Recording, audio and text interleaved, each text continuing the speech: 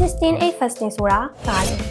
အားလုံးမင်္ဂလာပါရှင်ဒီနေ့မှာတော့ဝိတ်ချနေတဲ့သူတွေကြားထဲမှာနာမည်ကြီးရေပန်းစားနေတဲ့16-8 fasting တောင်းလေးကိုပြန်လည်မျှဝေပေးခြင်းပါတယ်16-8 fasting ဆိုတာကတော့ဘာစားရမယ်ဆိုတာထက်ဘယ်ချိန်မှာစားရမယ်ဆိုတဲ့ rule ကိုသုံးထားတာဖြစ်ပါတယ်တရက်မှာ8နာရီပဲအစာစားပြီးတော့ကျန်တဲ့16နာရီကိုအစာဖြတ်တဲ့နည်းလမ်းပဲဖြစ်ပါတယ်